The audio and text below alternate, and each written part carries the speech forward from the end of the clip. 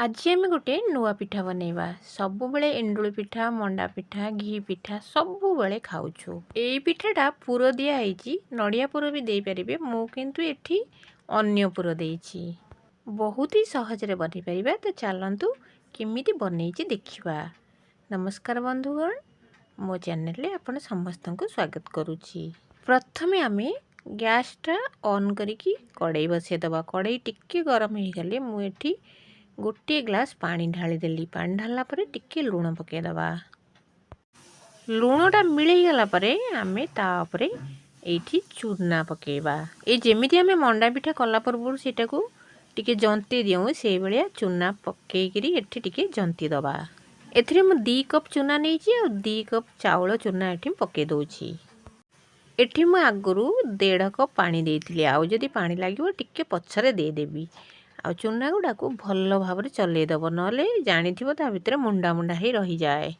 एटा धीरे धीरे आमे आंचटा टिके कम कर दबा। आ पानी सुखिला पर्यंत आको टिके भल भाव गोलै दबा। पिठाटा करबा पूरा ही सहज। जेमिति आमे मंडा पिठा तयारी करो सेई परिका ही आणाटा जंता हबा। आ किछि नुआ नुआ एठी देखि पारते पूरा पानी सुखी गलानी। आउ आणाटा भी भल भाव जंती हे गलानी। आमे एबे एटा को गोटे प्लेट को ओजाड़ी दबा। ओजाड़ी के भल भाव आकु टिके ठंडा कर दबा। ठंडा नहले आमे आकु भल भाव चकुड़ी करी आमे जो पिठा भी करबा को चाहूछु से पिठा करि परिबानी। से जोगु मु एठी ए आणाटा को ठंडा कर देइछि। आ जे पर्यंत ए आणाटा ठंडा होउछि से पर्यंत चला आमे पूरो करि नबा। एठी आपण माने नड़िया गुड़ पूरो भी दे परिबे किबा चीनी नड़िया पूरो भी दे परिबे। किंतु चीनी नड़िया पूरो खाइबा को पिला माने जम्मा भल पांति ना। सेति पे मु एठी गोटे सबु प्रकार परिबा मिसै कि गोटे पूरो तयारी करछि। देखिबो पनीर फनीर मिसै गोटे पूरो तयारी कर दबो, पिला माने खाइया को बहुत खुशी हेबे। तेल गरम करी करी ता धरे मु जीरा पकेइली। जीरा पकेइला परे टिके कंचा लंका काटिकी पकेइछि आ रसुण टिके पकेइछि। आ सब गुडा को भल भाव रे 2 मिनिट पर्यंत टिके गरम करनबा। एठी मु गोटे कैप्सिकम काटिकी रखितली ताको पके दबा। ता संगे टिके कोबी काटिकी पूरा चुन चुन करी काटिकी पके दबा। एठी आपण मान चाहिले जो परिबा आपन के इच्छा से परिबा दे परिबे। एमिति किछि नाही जे एइटा दियो आ सेटा दियोनी। किंतु एई सब परिबा देले पूरा मोमो टाइप रे लागिवो। मंडा पिठारे भी हम माने आलू पूरो देकी करो। तो सेई परिके ये भी गोटे प्रकार पूरो हे जिवो। जेतेबेले आमे छोटो थिलु मंडा पिठा तयारी होतला घरे नड़िया पूरो दिया है कि मंडा पिठा तयारी होबो आ आम पई आलू पूरो दिया है कि तयारी होबो। आ सेई परिके एठी भी पिला माने नड़िया पूरो दे खाइबा को भल पाउना। सेइथि पई मु एटा तयारी करछि। आपण माने भी करंतु, देखिबे पिला माने बहुत खुशी खाइबे। आ ऊपर मु टिके मटर पके दिली। ए भी शीत दिन ए परिबा गुडा खूब ही सस्ता रे मिली जिवो। आ भीतर टिके लूण पके दबा। आ टिके गोल मरीच गुंड पके दबा। आ भाजी की जदी जीरा गुंड रखिथिबो ताकू भी टिके पके दबो। टेस्ट रे बहुत भल लागिवो। तापर सब गुडा को आमे टिके एठी गोळे दबा। एमिति तो कोबी होबी सिझिबा को टाइम लागिवनी, तथापि 2 मिनिट पई आकु टिके गोळे करी घोड़े दबा।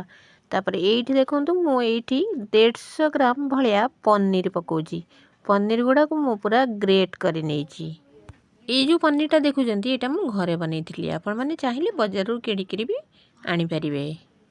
ए जो पूरोटा आमे बनौचे एते विटामिन जे पिठा को पिठा खिया हबो आ पिला मानको पई विटामिन भी तयारी हे जिवो। एठे में आउ किछि पकेबानी।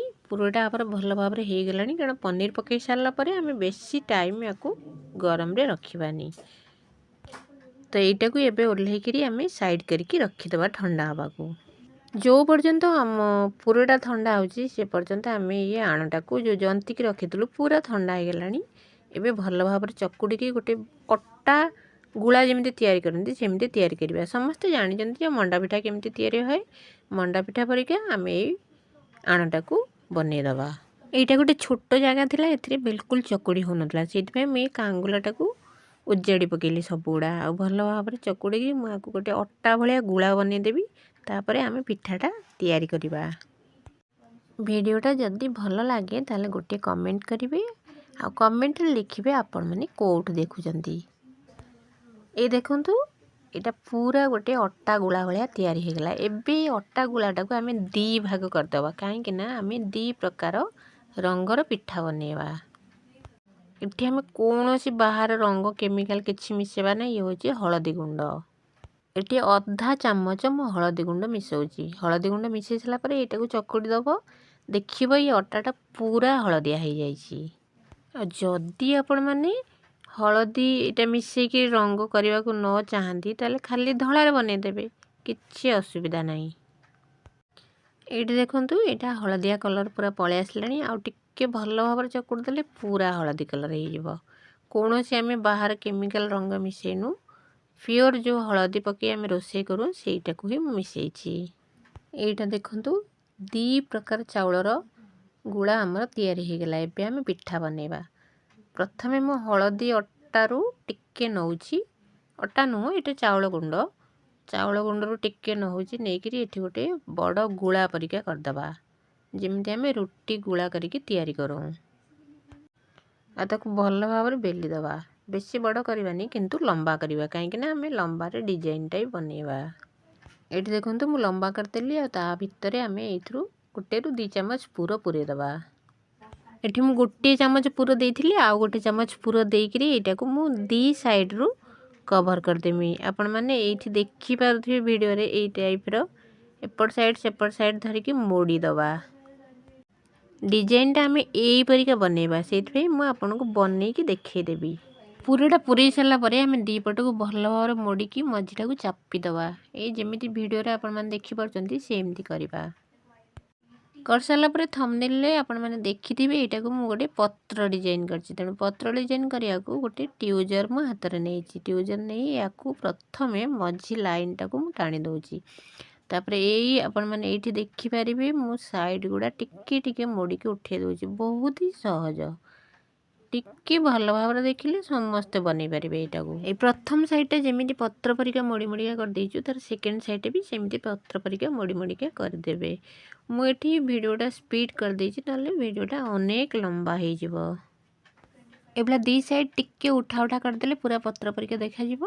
ଆଉ ଦେଖିବାକୁ ବି ସୁନ୍ଦର ଲାଗିବ। ପିଲାମାନେ ଯେତେବେଳେ ନୂଆ ପିଠା ଦେଖିବେ ଖାଇବାକୁ ବି ବହୁତ ଖୁସି ହେବେ। ଆଉ ଯଦି କାହା ଘରକୁ ଦିଅନ୍ତି ତାହେଲେ ସେମାନେ ନିଶ୍ଚୟ ପଚାରିବେ ଯେ ଏଇ ପିଠାଟା କେମିତି କରିଛି, ଖୁବ୍ ହି ସୁନ୍ଦର ହେଇଛି। ଇଏ ଆପଣ ଦେଖିପାରୁଥିବେ ଏଇଠି ମୁଁ ଏଇଟା ପୁରା ପତ୍ର ପରିକା ବନେଇଦେଲି। ଆଉ ଏଇପରିକା ସବୁ ପିଠା ଗୁଡ଼ା ମୁଁ ତିଆରି କରିଦେଉଛି। ଯେମିତି ଆମେ ମଣ୍ଡା ପିଠା ଭିତରେ ପୁର ଦେଇକରି ସେଇଟାକୁ ଗୋଲ ଗୋଲ କରି ବନାଉ, ସେଇଭଳିଆ ସେଇ ପିଠାଟା ପୁରା ଏଇଠି ଆମେ ଲମ୍ବା ଲମ୍ବା କରି ବନେଇଛୁ। ଆଉ ମଣ୍ଡା ପିଠାଟାକୁ ଯେମିତି ଆମେ ସିଝେଇକିରି ତାକୁ ଖାଉ, ସେଇପରିକା ଏଇ ପିଠାଟାକୁ ମୁଁ ଗୋଟେ ଏଇଠି ଜାଲିବାଲା ପ୍ଲେଟ୍ ଉପରେ ରଖିଦେଉଛି। ଆଉ ଆମେ ସେଇଟାକୁ ସିଝେଇ ଦେବା। ଏଇଟାକୁ ଆମେ ଛାଣିକି ବି ଖାଇପାରିବା, କିନ୍ତୁ ସିଝେଇକି ଖାଇଲେ ବେଶୀ ଟେଷ୍ଟି। କାହିଁକିନା ତା ଭିତରେ ଏତେ ଗୁଡ଼େ ଭିଟାମିନ୍ ପୁର ଦିଆହେଇଛି। ଆଉ ଛାଣିଦେଲା ପରେ ସେଗୁଡ଼ା ନଷ୍ଟ ହେଇଯିବ। ସେଇଥିପାଇଁ ମୁଁ ଆକୁ ସିଝେଇକିରି ଖାଇବାକୁ ଦେବି। ଏଇଠି ଦେଖ ମୁଁ ଗୋଟେ କାଙ୍ଗୁଲାରେ ପାଣି ଗରମ କରିଦେଇଛି। ଆଉ ତାପରେ ସେ ଜାଲି ପ୍ଲେଟ୍ଟାକୁ ରଖିଦେବା, ଯେମିତି ଆମେ ମଣ୍ଡା ପିଠା ତିଆରି କରୁ ସେଇପରିକା। ଆଉ କ'ଣ ଏଇଟା ରଖି ସାରିଲା ପରେ ତାପରେ ଗୋଟେ ଢାଙ୍କଣାରେ ଘୋଡ଼େଇ ଦେବା। ଦେଖ 5ରୁ 7 ମିନିଟ୍ ପରେ ମୁଁ ଏଇଟା ଖୋଲିକି ଦେଖୁଛି, ଏଇଟା ପୁରା ହେଇଯାଇଛି। ଦେଖନ୍ତୁ ତ ଖୁବ୍ ହି ସୁନ୍ଦର ଦେଖାଯାଉଛି। ଆଉ ଆର ଯେଉଁ ରଙ୍ଗରେ କିଛି ବି ପରିବର୍ତ୍ତନ ହେଇନି। ଏଇଟାକୁ ମୁଁ ଅନେକ ଗୁଡ଼ାଏ ବନେଇଛି, ତ ଯେତେ ଥର ହେବ ସେତିକି ଥର ସିଝେଇକିରି କାଢ଼ିଦେବା। ଏଇଠି ପୁରା ପିଠାଟା ହେଇସାରିଲାଣି, ମୁଁ ଏଇଠି ରଖିକି ଦେଖାଉଛି।